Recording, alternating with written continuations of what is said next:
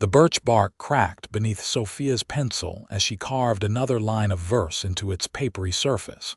Her fingers stained with ink and determination, as the afternoon sun filtered through the aspen trees along the creek near Placerville, California, in the summer of 1874. She had escaped the noise of the mining town for this quiet grove, seeking solace in words when the world around her felt too harsh and unforgiving. Her father had died 6 months ago in a collapsed mine shaft, leaving her and her mother to run the small mercantile store on Main Street. The weight of responsibility pressed down on her 22-year-old shoulders, but here, with the creek babbling and the wind rustling through leaves, she could breathe. The poem forming beneath her careful strokes spoke of loneliness and longing, of mountains that touched clouds and dreams that felt just as distant. She had filled dozens of birch bark sheets with her thoughts over the past weeks, hiding them in a wooden box beneath her bed where her mother would not find them and call them foolish. That is mighty fine penmanship for something written on tree bark. Sophia startled so badly she nearly dropped her pencil into the creek. She spun around to find a man standing a respectful distance away, his hands raised slightly as if to show he meant no harm. He was tall and lean, dressed in worn denim and a faded blue shirt, a battered hat shading eyes that looked kind despite the weathered lines around them. A horse stood behind him, grazing peacefully. "I apologize for frightening you, miss," he said, his voice carrying a slight drawl that spoke of time spent in Texas or perhaps Arizona. "I was just passing through and heard the creek, thought I would water my horse." Sophia's heart was still racing, but she gathered her composure and her scattered pieces of birch bark, pressing them against her chest protectively. "You should announce yourself when approaching someone alone in the woods. You are absolutely right, and I am sorry." He moved toward the creek slowly, keeping his movements visible and unthreatening. As he led his horse to the water's edge, he glanced at her again with genuine curiosity. "Are you writing poetry?" Heat rushed to Sophia's cheeks. "That is none of your concern." "No, madam, it is not," he agreed readily. "But it is beautiful nonetheless. The writing, I mean. The idea of it, capturing words on something as simple and natural as bark." He removed his hat, revealing dark hair that needed a trim and a face that could not have been more than 25 or 26 years old. "My name is Zachary Cole. I work at the Thompson Ranch about 5 miles west of town." Despite her initial alarm, Sophia found herself relaxing slightly. There was something genuine in his manner, nothing of the rough aggression she had learned to expect from many of the miners and drifters who passed through Placerville. "Sophia Dalton. My mother and I run Dalton's Mercantile." "I have been there once or twice," Zachary said, crouching beside the creek to splash water on his face. "You sell the best coffee beans in the county, or so the other ranch hands tell me." "We import them from San Francisco," Sophia heard herself saying, wondering why she was continuing this conversation when she should simply leave. But something kept her rooted to the spot, curiosity perhaps, or maybe just the loneliness that had been her constant companion these past months. Zachary straightened, water dripping from his jaw, and looked at her with an intensity that made her breath catch. "I have never met a poet before. Certainly not one who writes on birch bark beneath aspens. It seems like something out of a story." "It is just words," Sophia said softly, defensive and pleased all at once. "Nothing special." "I disagree." He took a step closer, then seemed to think better of it and stopped. "Words are powerful things. They can capture what we feel when nothing else can. They can make the ordinary into something extraordinary." He paused, a slight smile crossing his face. "I should know. I have been reading every book I can get my hands on since I learned how at age 12. This surprised her, Many of the men she knew could barely write their own names. "What do you read?" "Anything. Everything. Poetry mostly when I can find it. Whitman, Longfellow. I have a copy of Leaves of Grass that is so worn the pages are falling out." His enthusiasm was evident and utterly disarming, but I have never tried to write any myself.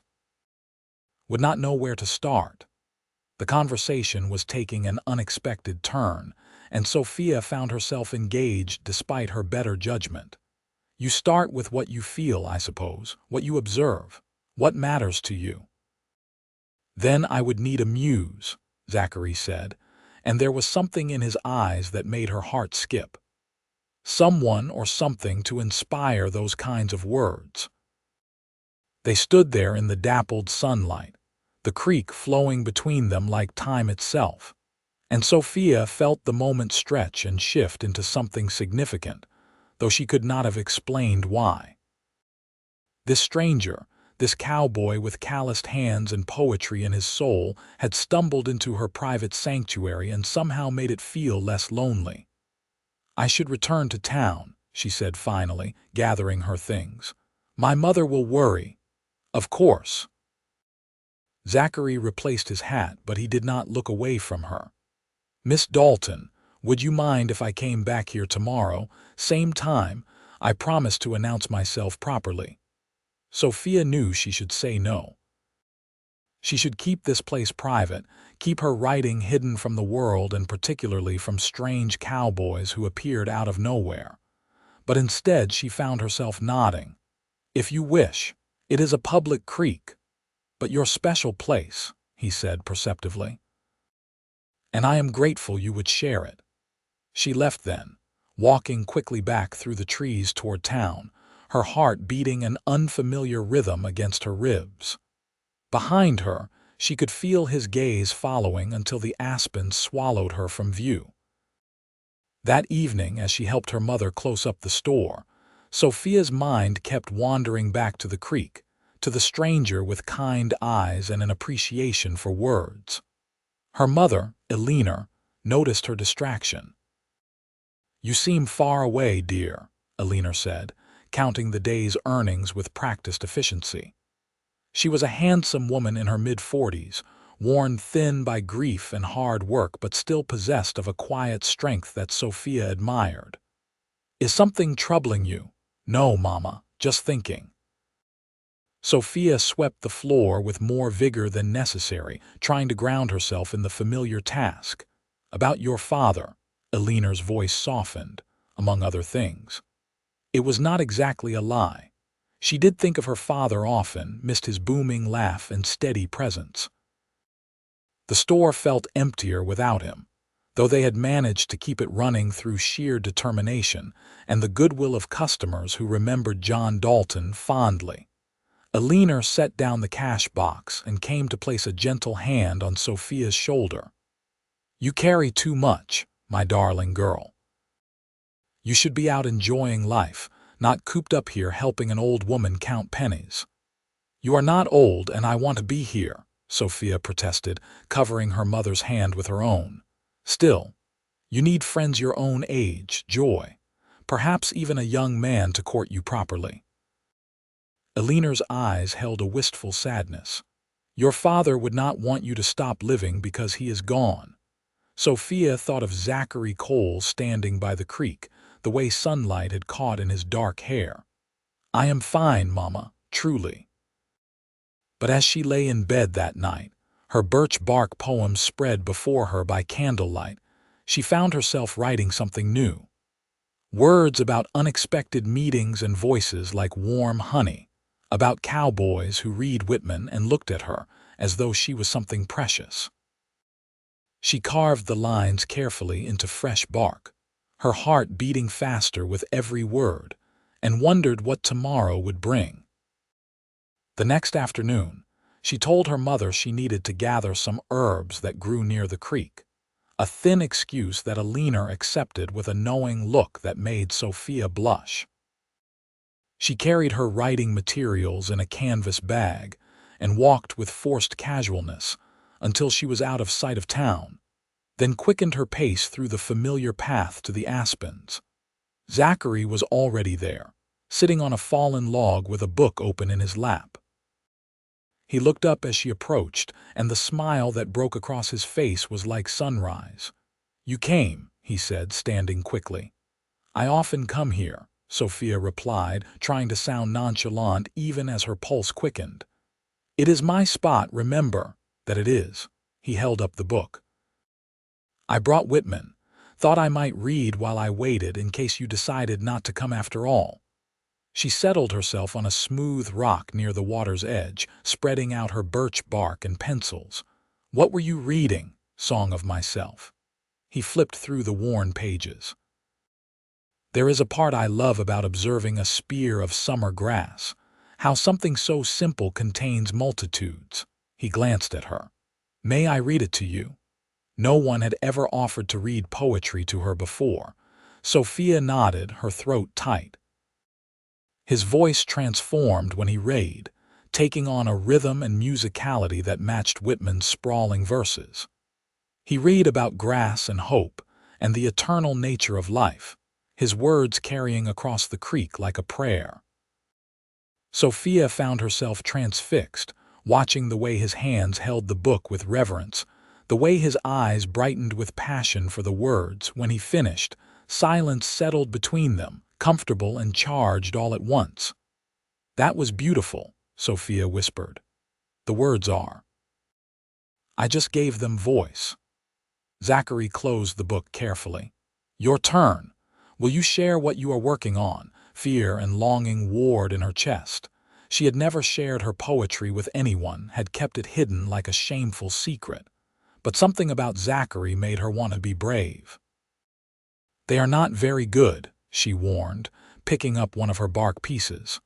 "Let me be the judge of that." She read haltingly at first, a poem about her father and the way grief felt like a physical weight. Her voice grew stronger as she continued, the words she had carved in solitude finding new life in the open air. When she finished, she could not look at him, afraid of what she might see in his face. "Sophia." The way he said her name made her look up despite herself. His eyes were bright with unshed tears. "That is extraordinary, truly. The way you captured loss but also love, the weight of absence. I felt every word. You are just being kind." "I am being honest." He set aside the Whitman and moved closer, though still maintaining a respectful distance. "You have a gift, a real gift. Those words should not be hidden on bark and tucked away. They should be shared." "Women are not supposed to be poets," Sophia said bitterly, years of social expectation heavy in her voice. "We are supposed to keep house and bear children and support our husbands' dreams, not harbor our own." "That is foolishness." Zachary's voice carried a fierce conviction. "Some of the finest poets have been women.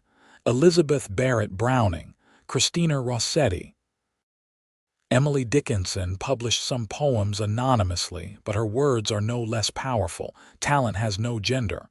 His passion surprised and moved her. "You really believe that?" "I do. Absolutely." He leaned forward, elbows on his knees, giving her his complete attention. "The world would be a poorer place if half its population was silenced simply because of arbitrary rules about propriety." They talked for hours then, about poetry and books and dreams deferred. Zachary told her about growing up in a small Texas town, losing his parents to cholera when he was 16, drifting west to find work and purpose. He spoke of long nights under stars, of learning to rope and ride and survive on the frontier, all while keeping a battered book in his saddlebag to feed his hungry mind. Sophia shared her own story, her childhood in Placerville as it transformed from a sleepy mining camp to a bustling town, her father's kindness and her mother's strength.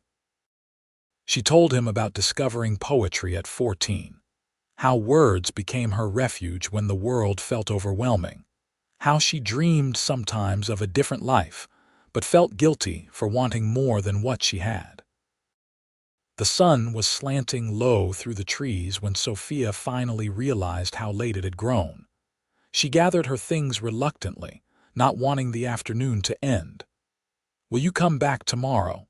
Zachary asked, walking her to the edge of the grove. "I should not," Sophia said, even as she knew she would. "People will talk if they notice me disappearing every day." "Then let them talk." He smiled at her, crooked and hopeful. "But I understand if you need to be careful. Your reputation matters, and I would never want to damage it." "What if we met every other day instead?" The compromise tumbled out before she could stop it. "That way it would seem more like I am just taking occasional walks." "Every other day it is." He tipped his hat to her, and the gesture was so sweetly old-fashioned that Sophia felt warmth bloom in her chest. "Until then, Miss Dalton." "Until then, Mr. Cole." She walked back to town with his voice still echoing in her head, Whitman's words mingling with her own, and felt something she had not experienced in months. Hope, joy, the thrilling terror of possibility. Her mother was waiting when she returned, concern creasing her brow. "You were gone a long time for herb gathering." "I got caught up in my thoughts," Sophia said, which was true enough. "Lost track of time." Eleanor studied her daughter's flushed cheeks and bright eyes with the perception only a mother possessed. "Sophia, is there something you need to tell me?" "No, Mama, I promise."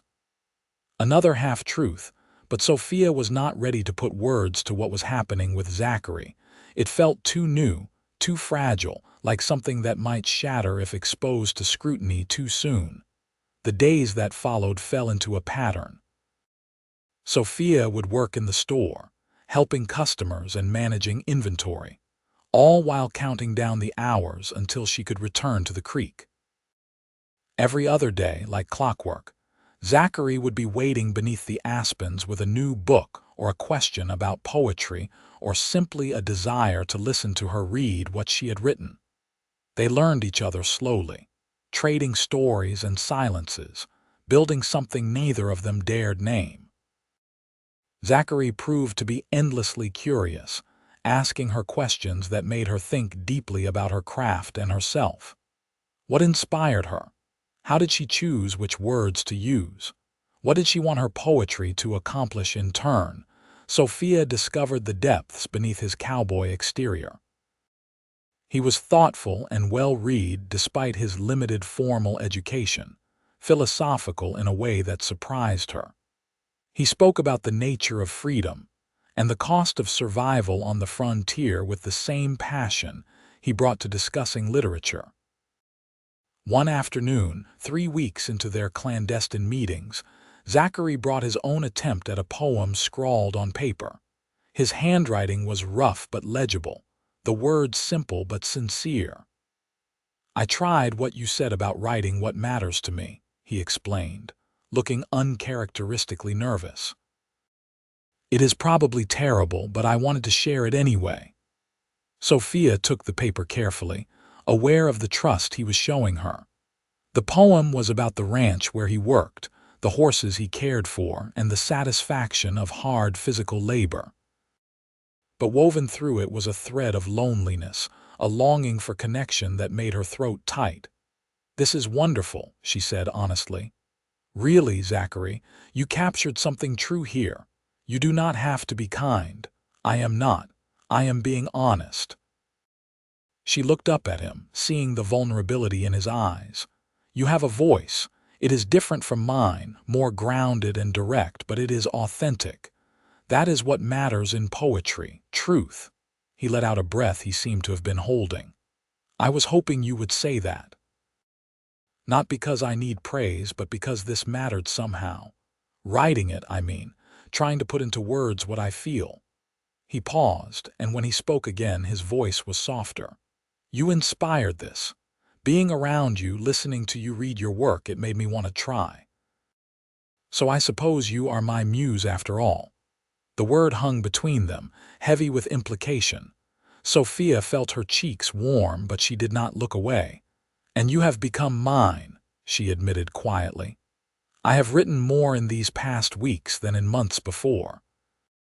You make me want to be braver with my words. Sophia. The way he said her name held a question, a plea, a promise.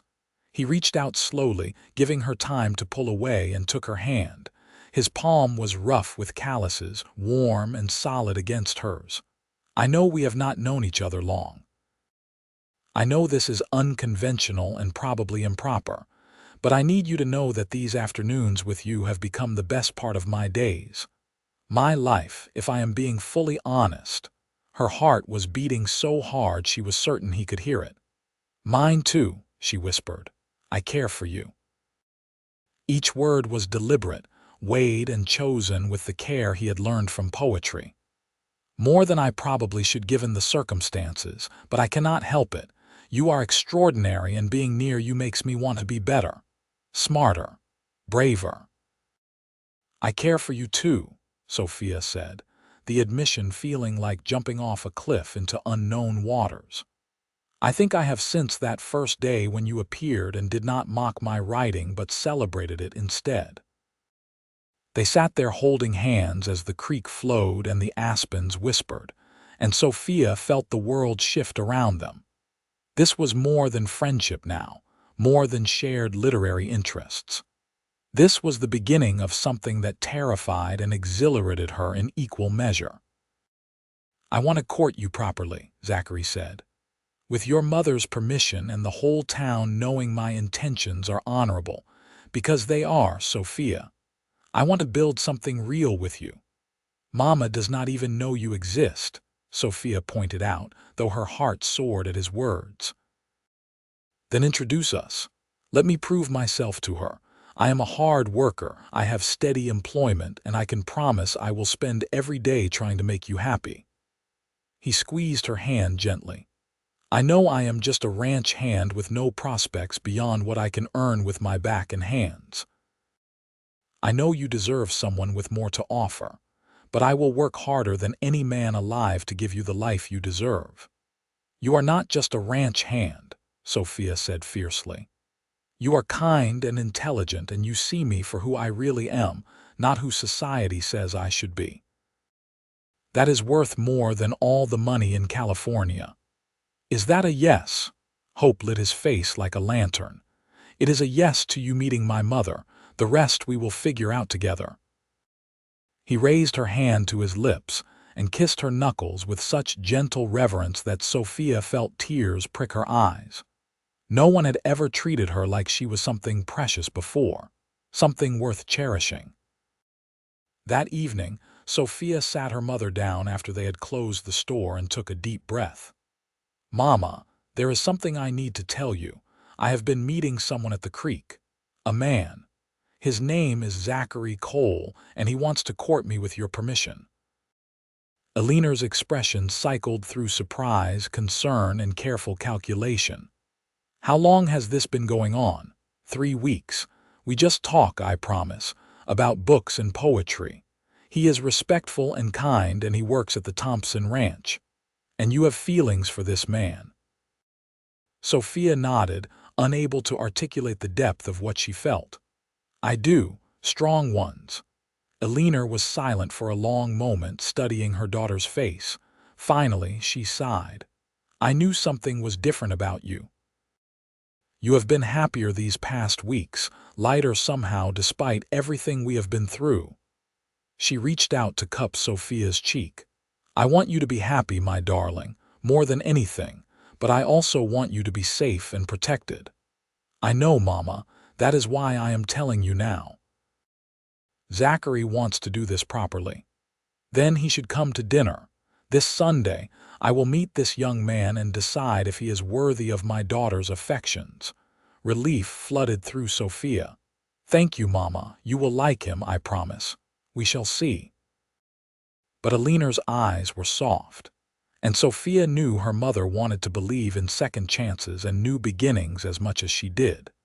Sunday arrived with Sophia's nerves stretched taut as piano wire. She had worn her best dress, a deep blue cotton that brought out her eyes, and helped her mother prepare a meal that would have fed 6 people. roast chicken with potatoes and carrots, fresh bread from the bakery, and an apple pie that perfumed the entire house with cinnamon. Zachary arrived precisely at 6, dressed in clean clothes with his hair neatly trimmed and his boots polished. He carried wildflowers for Alina and a book of poetry for Sophia, his nervousness evident in the way he gripped his hat. "Mrs. Dalton, thank you for inviting me into your home," he said, his manners impeccable as he presented Alina with the flowers. "These cannot compare to your daughter's beauty, but I hoped you might enjoy them nonetheless." Alina accepted the bouquet with a small smile. "Flattery, Mr. Cole." "Honesty, madam. I was raised to speak the truth." Dinner was a careful dance of questions and answers. Alina probed Zachary's background, his employment, his intentions with the thoroughness of a general planning a campaign. To his credit, Zachary answered everything honestly and directly, never trying to embellish or hide the reality of his circumstances. "I will not pretend I have wealth or prestigious family connections," he said when Alina asked about his prospects. "I am a working man with calloused hands and limited formal education. But I am reliable and honest, and I love your daughter with everything I am. I will spend my life proving myself worthy of her if you give me the chance." The declaration, delivered with quiet intensity across the dinner table, made Sophia's breath catch. Alina noticed, her sharp eyes missing nothing. "You love her? After 3 weeks?" "Yes, madam. I know it sounds improbable, but I do. She is the finest person I have ever met, and being near her makes me want to be better than I am." Alina set down her fork and looked between them, seeing something in their faces that seemed to soften her. "John, my late husband, proposed to me after knowing me for 2 weeks. Everyone said we were foolish and rushed. We had 25 happy years together before God took him home." Her voice thickened with emotion. "I know what it looks like when 2 people are meant for each other. I see that same light in your eyes when you look at my daughter." "Does that mean I have your permission to court Sophia properly?" Zachary asked, hope and fear mingling in his expression. "It means you have my permission to try and prove yourself worthy." Alina's tone was firm but not unkind. "Sophia is precious to me, Mr. Cole. She is all I have left of the family John and I built. If you hurt her, you will answer to me." "Am I understood?" "Perfectly, madam, and I give you my word that I would rather die than cause her pain." After dinner, Alina allowed them to sit on the front porch under her watchful eye from the parlor window. The evening was cool and clear, stars beginning to emerge in the darkening sky. "That went well, I think," Zachary said, sitting carefully beside Sophia on the porch swing. "Your mother is formidable. She liked you, I could tell." Sophia leaned against his shoulder, daringly improper but too happy to care. "She would not have given permission otherwise. Then I am the luckiest man in California." He wrapped an arm around her, and they sat in comfortable silence, watching fireflies dance in the gathering dusk. The months that followed were the happiest of Sophia's life. Zachary called on her regularly, always respectful of propriety but finding small ways to show his devotion. He brought her books from the lending library in Sacramento when the ranch sent him for supplies. He carved her name into a piece of oak and polished it smooth as glass. He wrote her clumsy but heartfelt poems that she treasured more than professional verses. They still met at the creek when they could steal the time, reading to each other and writing side by side, their private sanctuary made more precious by being shared. Zachary proved an eager student of poetry, his own writing improving with practice and Sophia's gentle guidance. The town began to take notice of their courtship. Placerville was small enough that nothing stayed secret for long, and the sight of Zachary Cole escorting Sophia Dalton to church on Sundays or walking with her after dinner became familiar. Most people approved, seeing them as a handsome young couple building a future together. A few busybodies clucked about hasty courtships and ranch hands with ambition above their station, but Sophia learned to ignore the gossip. 6 months into their courtship, Zachary arrived at the store with unusual energy, his eyes bright with barely contained excitement. "Can you take a break?" he asked Sophia, who was restocking shelves. "I have something to show you." Eleanor waved her off with an indulgent smile. "Go on, dear." "We are not busy."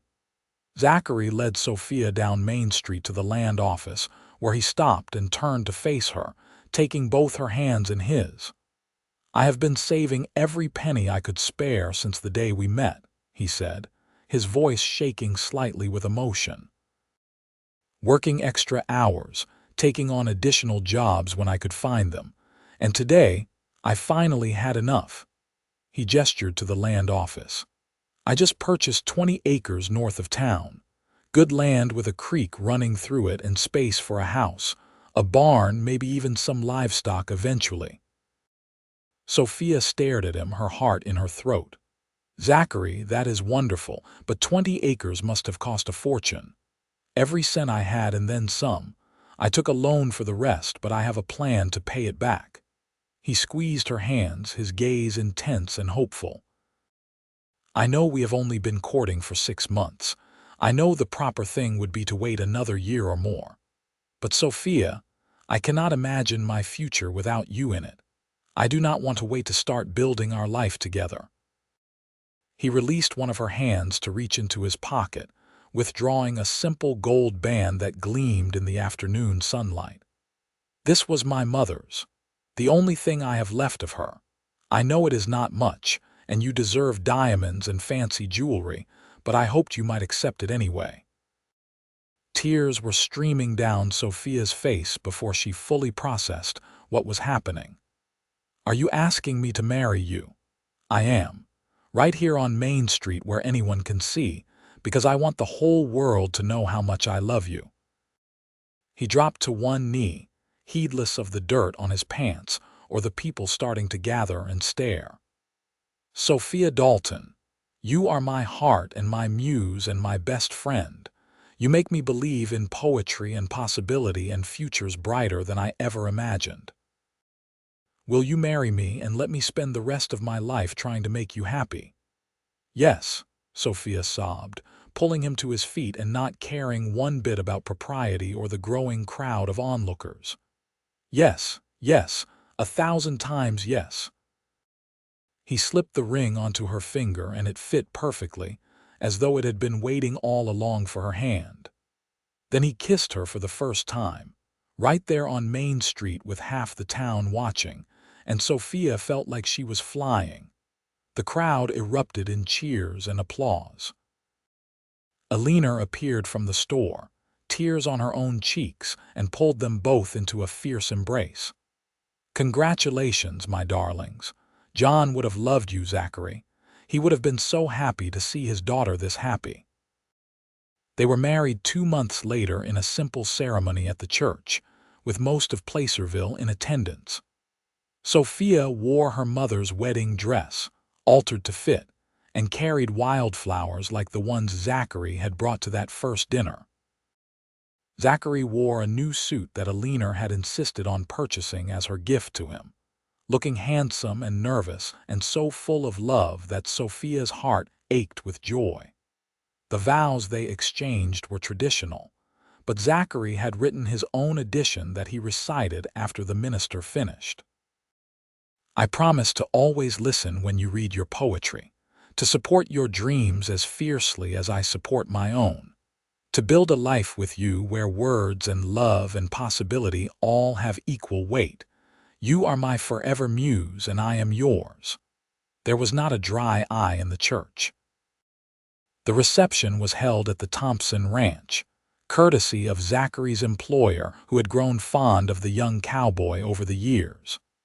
Tables were laden with food prepared by the ranch's cook and contributions from townspeople who wanted to celebrate the couple.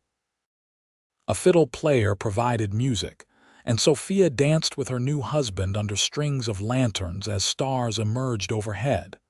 "Happy," Zachary murmured in her ear as they swayed together.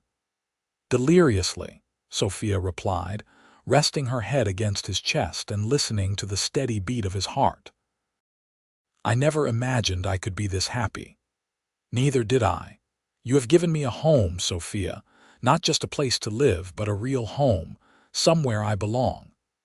They spent their wedding night in a room at the hotel in town, saving the move to their land for when the house was completed.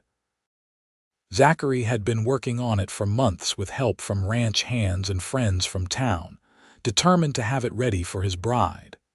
It was small, just 4 rooms, but built with care and love, every board placed with thoughts of their future. A week after the wedding, Zachary carried Sophia over the threshold of their new home.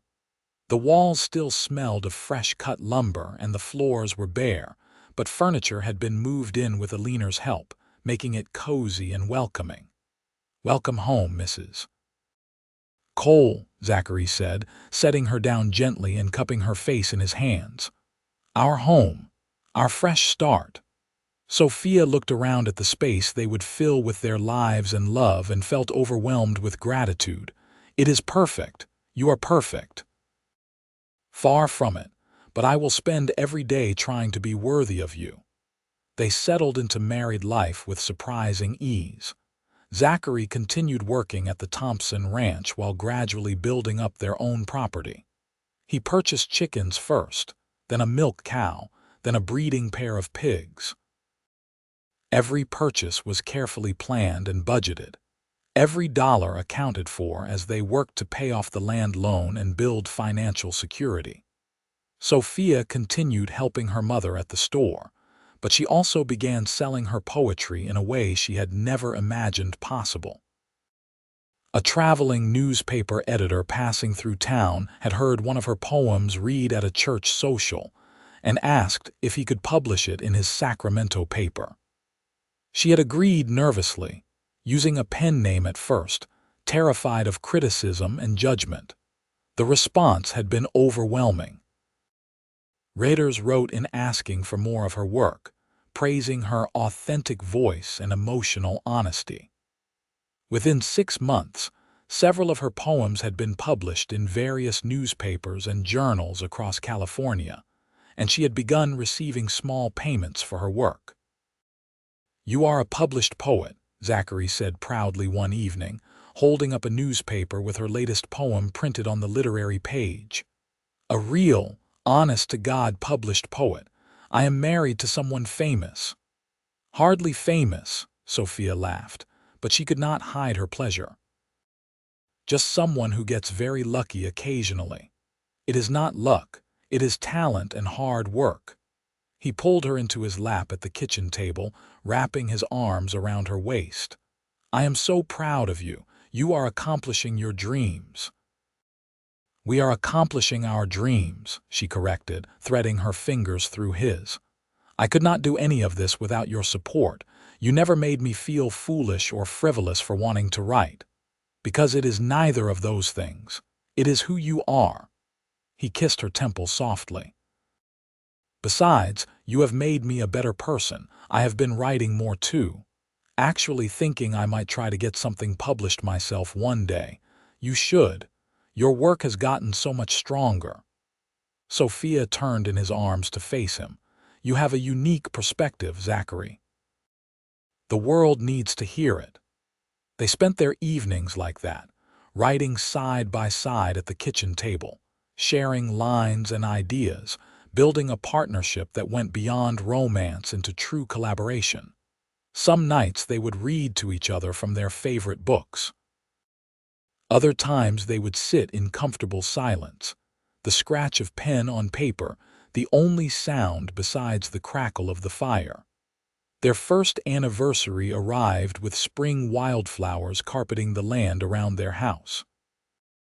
Zachary had planned a surprise, leading Sophia to a grove of aspens he had discovered on their property, remarkably similar to the place where they had first met.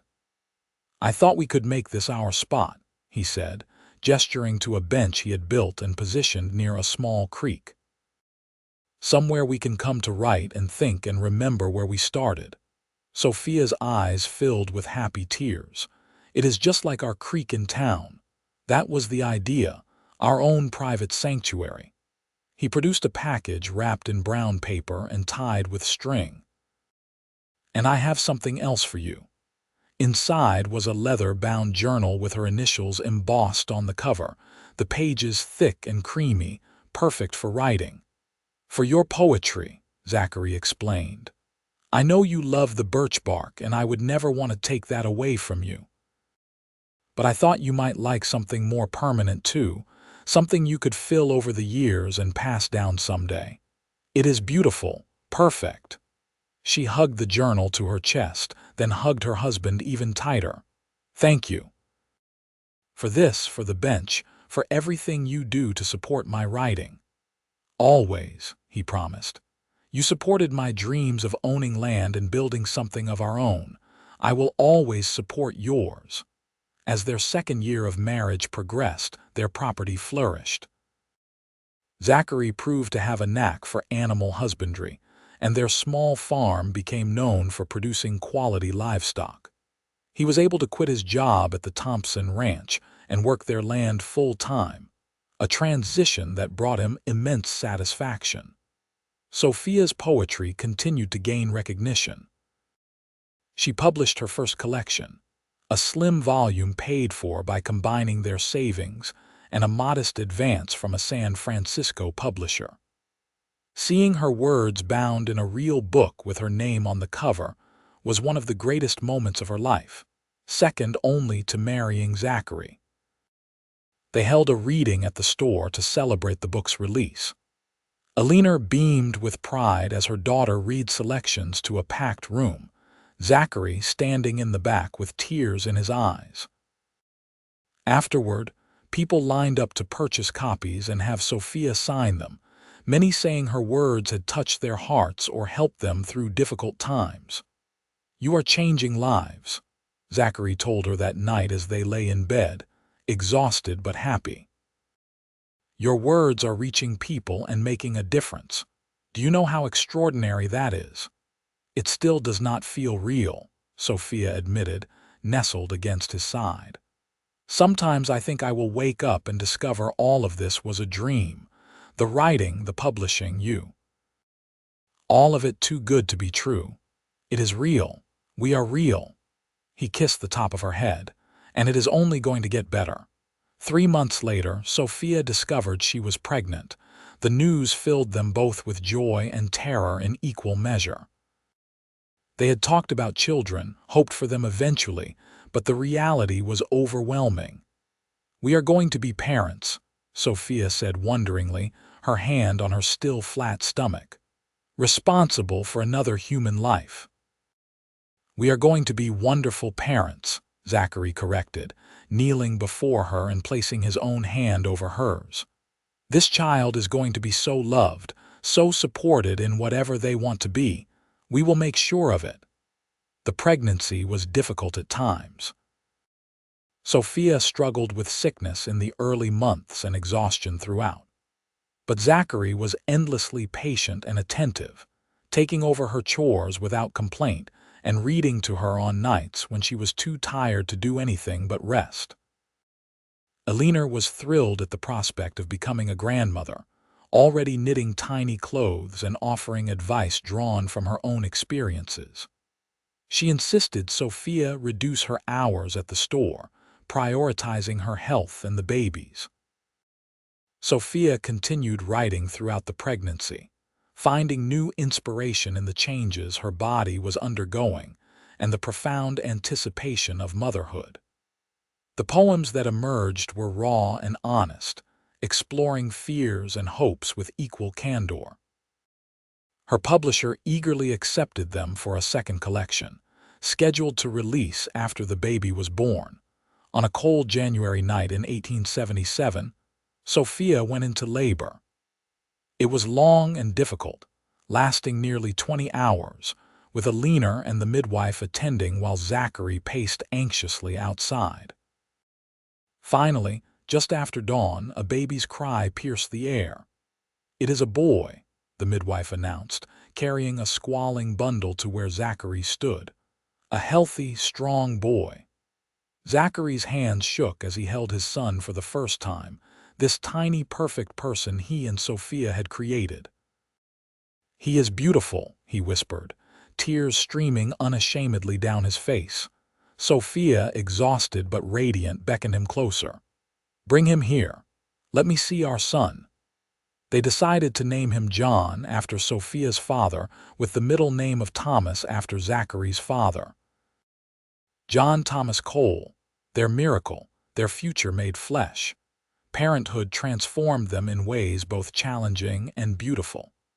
Sleepless nights and constant worry became their new reality, but so did the overwhelming love they felt watching their son grow and change. Every milestone, from his first smile to his first tooth, felt monumental. Zachary proved to be a devoted father, sharing equally in the work of caring for John despite societal expectations that such duties belonged to women. He changed diapers and walked the floor with a colicky baby and sang lullabies in his rough but tender voice. Sophia loved him more for it, seeing new depths to the man she had married. When John was 6 months old, Sophia's second poetry collection was released. It received even better reviews than the first, with several critics praising her unflinching honesty about motherhood and womanhood. Sales were strong enough that the modest royalties began to provide a meaningful contribution to their household income. "You are a successful poet and a mother," Zachary said, reading a particularly glowing review aloud while John nursed at Sophia's breast. "Is there anything you cannot do?" "Keep my eyes open past 8 in the evening, apparently," Sophia said wryly, fighting a yawn. He laughed and set aside the paper to drop a kiss on her forehead. "You are amazing. I hope John grows up knowing how lucky he is to have you as a mother." As John grew into a curious, energetic toddler, life on the farm found a new rhythm. Zachary expanded their livestock operation, hiring a young ranch hand to help with the increased workload. Sophia wrote when she could, stealing moments during John's naps or in the quiet of early morning, her poetry evolving to encompass the full scope of her life. They still visited their Aspen Grove regularly, sometimes as a family and sometimes just the two of them when Alina volunteered to watch John. Those times felt precious, reconnecting them to the foundation of their relationship, reminding them that they were not just parents and business partners but lovers and muses. One afternoon in the grove, with John toddling between the trees under Sophia's watchful eye, Zachary presented her with a new poem he had been working on. It was about their journey together, from that first meeting at the creek to the family they had built, written with a maturity and skill that took her breath away. "Zachary, this is extraordinary," Sophia said, reading it a second time. "You have to submit this for publication. People need to read this. You really think it is good enough?" He sounded uncertain, the vulnerability endearing. "I know it is. Trust me." She reached over to squeeze his hand. "You have come so far as a writer, you have your own unique voice now, and it deserves to be heard." With her encouragement, Zachary began submitting his work to various publications. He faced several rejections, but eventually, a journal focused on agricultural life accepted one of his poems about ranch work. Then another publication took a piece about fatherhood. Slowly but surely, he was building his own reputation as a poet. The pride Sophia felt in his accomplishments rivaled what she felt for her own. They were both doing it, both pursuing dreams that society said should remain hobbies at best. They were proving that art and practical life could coexist, that words mattered even on the frontier. When John was 3, Sophia became pregnant again. This pregnancy was easier than the first. her body knowing what to expect, though chasing after an active toddler presented its own challenges. Their second child, a daughter they named Clara Eleanor after both grandmothers, arrived on a mild spring day in 1880. Clara was different from John in every way. Where he had been loud and demanding, she was quiet and observant. She rarely cried, instead watching the world with serious dark eyes that seemed to take in everything. She is going to be a thinker like her mother, Zachary predicted, cradling her tiny form against his chest. I can already see the wheels turning in that little head. Their family felt complete with 2 children. The house rang with laughter and occasional tears, with stories and songs and the particular chaos that comes with young ones. Sophia and Zachary navigated parenthood as partners, supporting each other through challenges and celebrating victories together. Eleanor remained a constant presence in their lives, doting on her grandchildren and still helping run the store, though she had hired additional employees to reduce her own workload. She told Sophia often how happy she was that her daughter had found such love and fulfillment. "Your father would be so proud of everything you have accomplished," Eleanor said one Sunday after church, watching Zachary play with John and Clara in the yard. "A loving marriage, beautiful children, your poetry reaching people across the state. This is more than either of us imagined for you." "I am lucky," Sophia agreed, her heart full. "I found someone who sees me as a whole person, not just a role to fill. That is rare. It is. Do not ever take it for granted." "I will not, Mama, I promise." The years continued their steady march forward. John started school and proved to be a bright student with his mother's love of reading and his father's practical nature. Clara remained quiet but showed early signs of artistic talent, drawing elaborate pictures with whatever material she could find. Sophia published 2 more poetry collections, each building on the success of the previous ones. She began receiving invitations to give readings in Sacramento and even San Francisco, events she occasionally accepted when Zachary or her mother could watch the children. The literary community embraced her as one of their own, a voice bringing authentic frontier experience to poetry.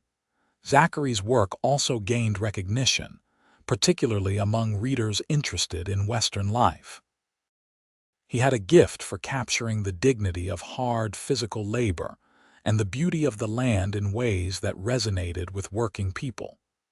Several of his poems were anthologized in collections of Western writing. On their 10th anniversary, they returned to the original creek where they had met, leaving the children with Eleanor for a rare day alone together. The birch trees were still there, older and taller, and Sophia brought her very first piece of bark, the poem she had been writing the day Zachary appeared. "I cannot believe it has been 10 years, she said, tracing the faded words with her finger. "Sometimes it feels like yesterday. Other times it feels like we have always been together. Both are true somehow." Zachary wrapped his arms around her from behind, resting his chin on her shoulder. "I still remember how you looked that first day, so fierce and protective of your words. I knew immediately you were special." "I thought you were a nuisance interrupting my solitude," Sophia admitted with a laugh. "And now you are my whole heart, my partner in everything. I cannot imagine my life without you." He turned her in his arms to face him, and despite a decade of marriage and 2 children and all the ordinary moments that made up a shared life, Sophia still felt her pulse quicken at his nearness. "You are my muse," Zachary said softly. "You always have been, from that very first moment. You inspired me to dream bigger, to believe I could be more than what circumstances dictated. You gave me poetry and love and a reason to become my best self." "You did the same for me," Sophia replied, touching his face with gentle fingers. You never tried to diminish my dreams or make me smaller to fit into some prescribed role. You celebrated who I was and encouraged me to grow. That is the greatest gift anyone has ever given me." They kissed beneath the aspens where their story began, and it felt like both a homecoming and a renewal of everything they had promised each other a decade before. The next years brought changes and growth in measure. The farm prospered enough that they were able to pay off the land loan completely and even purchase an adjoining 20 acres. Zachary built a larger barn and expanded their livestock operation, employing 2 full-time ranch hands and becoming one of the more successful small ranchers in the area. Sophia's reputation as a poet continued to grow. She was invited to join the faculty of a women's college in San Francisco as a visiting instructor, teaching poetry writing 1 term per year. It meant being away from home for several weeks at a time, but Zachary insisted she accept. "This is an incredible opportunity," he told her firmly when she expressed doubts. "The children and I will manage fine and your mother can help. You need to do this, Sophia, for yourself and for all the young women who will learn from you." So she went, nervous and excited, and discovered she loved teaching. Sharing her craft with eager students, seeing their talent develop under her guidance, brought a satisfaction different from her own writing but equally meaningful.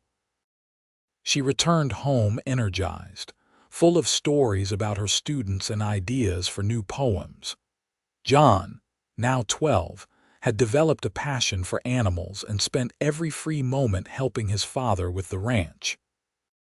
He had Zachary's easy way with horses and Sophia's quick mind, a combination that would serve him well. Clara, at 9, was quieter but no less determined, filling sketchbooks with detailed drawings of everything around her. Both children were being raised to believe they could pursue whatever interested them, regardless of gender expectations. Alina passed peacefully in her sleep when Sophia was 38, surrounded by the family she loved. Her death was deeply felt but not tragic. She had lived a full life, known great love, and left a legacy in her daughter and grandchildren. They buried her next to John Dalton, reuniting a partnership that death had only temporarily separated. Sophia inherited the store and the house in town.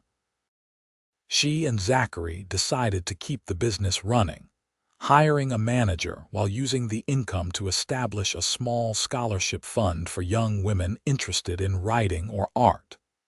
It was a way to honor Alina's memory and support the kind of dreams she had nurtured in her own daughter.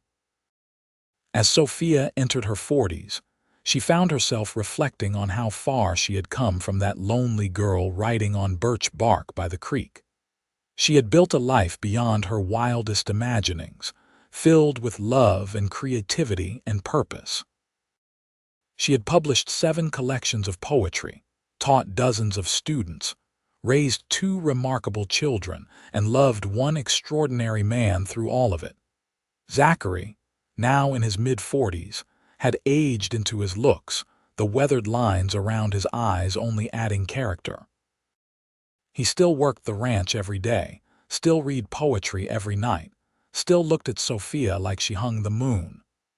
Their love had deepened over the years, growing richer and more complex, rooted in shared history and mutual respect. They still wrote together, though their aspen grove on the property had become their preferred spot since Alina's passing. Sometimes they would bring their grandchildren there, for John had married young and started a family of his own, giving them 2 beautiful grandchildren to spoil. One autumn evening, as golden leaves drifted down around them and the creek burbled its eternal song, Zachary handed Sophia a poem unlike any he had written before. It was a love letter in verse form, chronicling their entire journey together with a beauty that made her weep. "When did you write this?" she asked, her voice thick with emotion. "Over the past year. Adding to it bit by bit, trying to capture what you mean to me, what we have built together," He took her hands, his grip still strong despite years of hard work. "We are not young anymore, Sophia. Time is reminding us of that more each day. But I wanted you to have this, something that explains how grateful I am for every moment we have shared. It is beautiful, perfect." She folded the pages carefully, knowing she would treasure them forever. "You have become such an incredible writer, Zachary. You surpassed what I ever imagined that first day when you asked to be my muse. And you have exceeded every dream I had when I asked to court you. You have given me a life filled with love and meaning and beauty." He pulled her close, and they stood wrapped in each other's arms as the sun set in brilliant colors behind the mountains. "I would do it all again in a heartbeat. Every struggle, every challenge. It all led us here. To each other," Sophia whispered. "Always to each other." As they walked back to the house hand in hand, Sophia thought about how much their lives had been shaped by that chance meeting so many years ago. How a cowboy wandering to a creek for water had become the center of her universe. How poetry had given them a common language to express what they felt. How two dreamers had built something solid and enduring despite all the odds against them. Their story was not without hardship. They had known loss and struggle, worry and fear. But they had faced it all together, supporting each other through every challenge. That partnership, that unwavering commitment to each other's happiness and growth, had been the foundation of everything else. John was now running the ranch alongside his father, learning the business and preparing to eventually take over. Clara had moved to San Francisco to study art formally, writing home every week with tales of her classes and the vibrant cultural scene. Both children were pursuing their passions, unafraid to dream big because they had been raised by parents who modeled exactly that. As Sophia and Zachary entered their 50s, they began to slow down slightly, allowing themselves more time to simply enjoy life rather than constantly working toward the next goal. They traveled to San Francisco to visit Clara and attend art exhibitions. They spent long afternoons in their aspen grove, writing and reading and talking about everything and nothing. Sophia published 2 more collections during this time, reflective works exploring aging and legacy and the accumulation of a life well lived. Critics called them her finest work yet, praising the wisdom and depth that came with experience. Zachary's poetry also took on new dimensions, becoming more philosophical as he contemplated mortality and meaning. On their 30th anniversary, the whole family gathered at the ranch for a celebration. John and his wife brought their children, now numbering 4. Clara came from San Francisco with her serious artist boyfriend, who Zachary pretended to be suspicious of, but actually liked quite well. Friends from town and former students of Sophia's joined the party, creating a joyful crowd that spilled from the house into the yard. Speeches were given praising the couple's enduring love and the example they had set. John spoke movingly about growing up with parents who showed him that marriage could be a true partnership of equals. Clara read a poem Sophia had written about Zachary years ago, her voice breaking with emotion. When it was Zachary's turn to speak, he stood and pulled Sophia up beside him, keeping her hand clasped in his. 30 years ago, I married the most extraordinary woman I have ever known, he began, his voice carrying across the assembled crowd. I was a cowboy with more dreams than prospects, and she was a poet writing on birch bark because paper was too expensive. We should not have worked. On paper, we were too different, too impractical, too young and foolish to build something lasting. He paused, looking down at Sophia with infinite tenderness. But we did not listen to what should have been. We listened to our hearts. We believed that love and mutual respect and shared dreams were enough to build on. And we were right. The crowd applauded, but Zachary held up a hand. I am not finished. Sophia, you have been my muse, my partner, my best friend, and my greatest love for 30 years. You have given me children and a home and a purpose beyond myself. You have made me a better man, a better writer, a better human being. Every day with you has been a gift, even the hard ones, especially the hard ones because they taught us how strong we are together. Tears were streaming down Sophia's face, and she was not alone. Half the people present were openly crying. So on this anniversary, I want to renew the promise I made you 30 years ago. I will always support your dreams. I will always celebrate your successes. I will always stand beside you, whatever comes. You are my forever muse, and I am eternally grateful that you chose to share your life with me. He kissed her then, to thunderous applause and cheering, and Sophia felt her heart might burst with happiness. 3 decades together, and she loved him more now than she had at the beginning, which she would not have believed possible back then. The party continued late into the night, with music and dancing and storytelling. Sophia watched her children dance together, her grandchildren running wild in the yard, her friends and family celebrating the love she and Zachary had built, and felt profoundly blessed.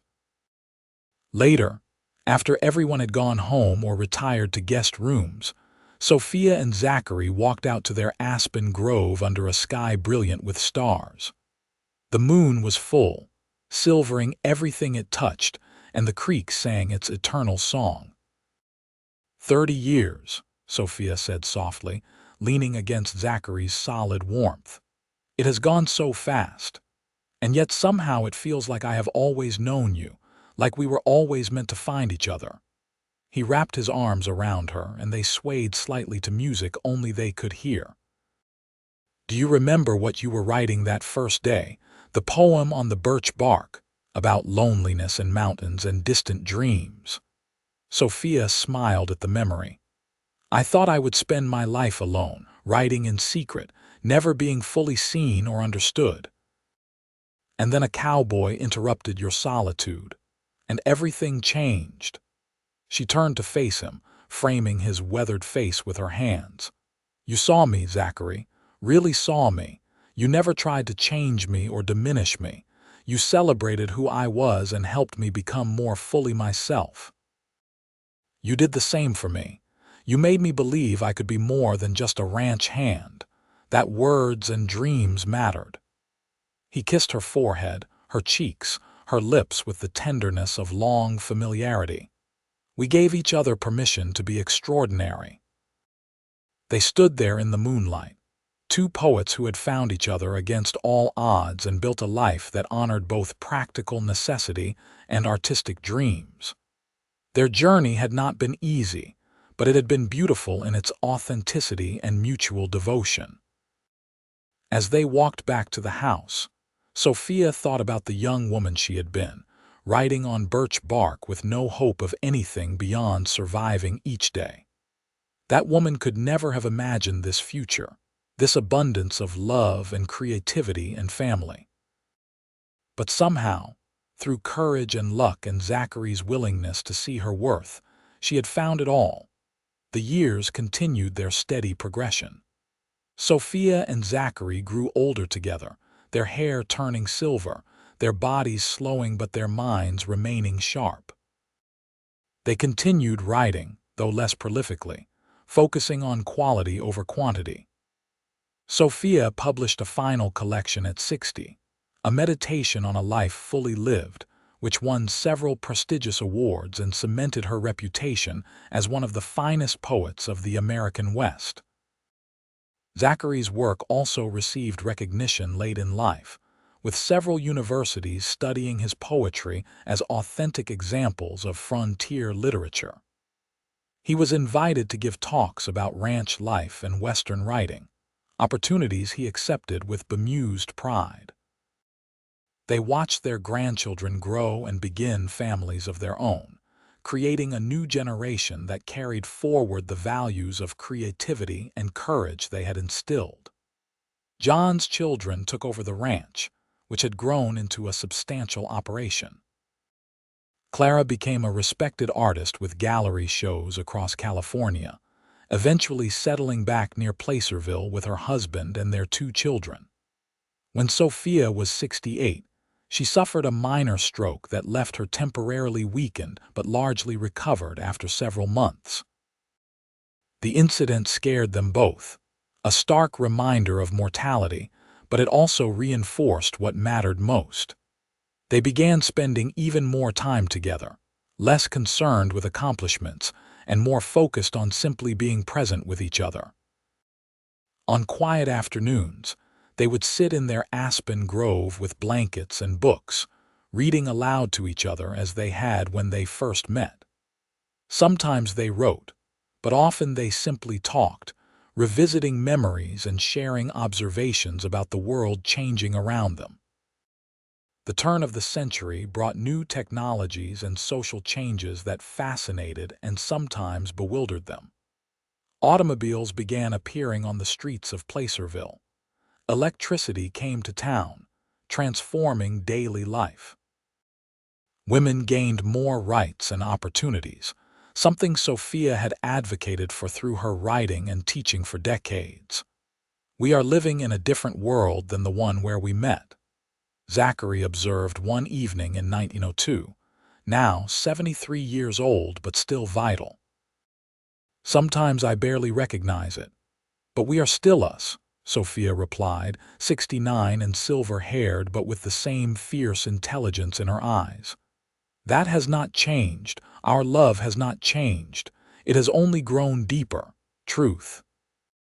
He reached for her hand, their fingers intertwining with the ease of 5 decades together. "Whatever else changes, that remains constant."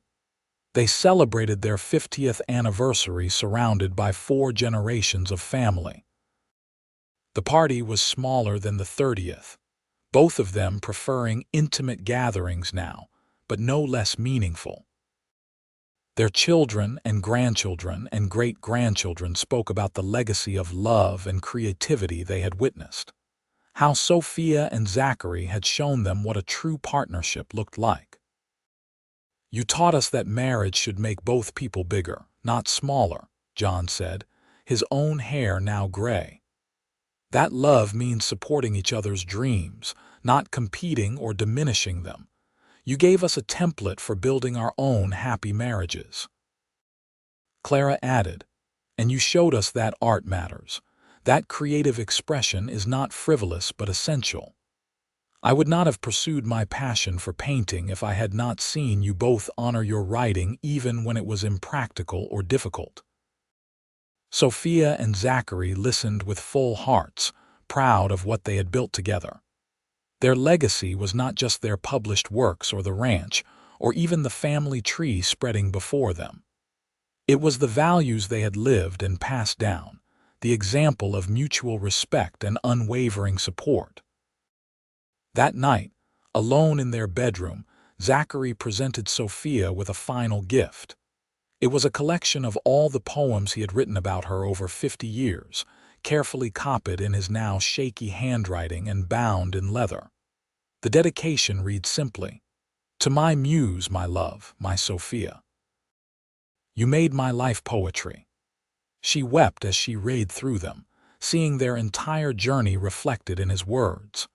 Young love and mature partnership, challenges overcome and joys celebrated, the deep abiding devotion that had sustained them through everything.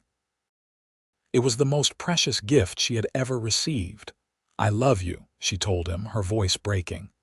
"I have loved you for 50 years, and I will love you forever beyond that. And I love you," he replied, pulling her close.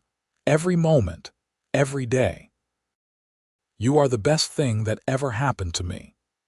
They made love that night with the tender passion of long familiarity, bodies aged but hearts unchanged, celebrating half a century of choosing each other every single day.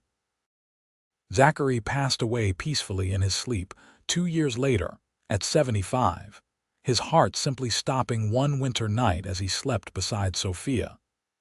She woke to find him cold, his face peaceful, and felt as though part of her soul had been torn away. The grief was overwhelming, all-consuming, a physical ache that never fully subsided. But even in her sorrow, Sophia found comfort in gratitude. They had been given 52 years together, which was more than many people ever got. They had built a beautiful life, raised wonderful children, created art that would outlive them both. Their love story had been real and deep and lasting, everything she had once thought impossible. She scattered his ashes in the aspen grove where they had spent so many hours together, returning him to the land he had loved. Then she sat on the bench he had built decades ago and wrote one final poem, her hands trembling with age and grief, but her words clear and true. It was about love that transcends death, about gratitude for every moment shared, about how some connections are so deep they reshape your entire existence. It was about a cowboy who had wandered to a creek and changed the course of her life simply by seeing her, truly seeing her, and celebrating what he found. She published it in a literary magazine with a dedication to Zachary, and it became one of her most celebrated works, reprinted in anthologies and taught in schools. Readers wrote to tell her how it had helped them process their own grief, how it captured something universal about love and loss. Sophia lived another 8 years after Zachary's death, surrounded by family and continuing to write when the spirit moved her. She taught occasional workshops for young poets, passing on the knowledge she and Zachary had accumulated. She watched her great-grandchildren grow, seeing in them traces of the man she had loved and the life they had built together.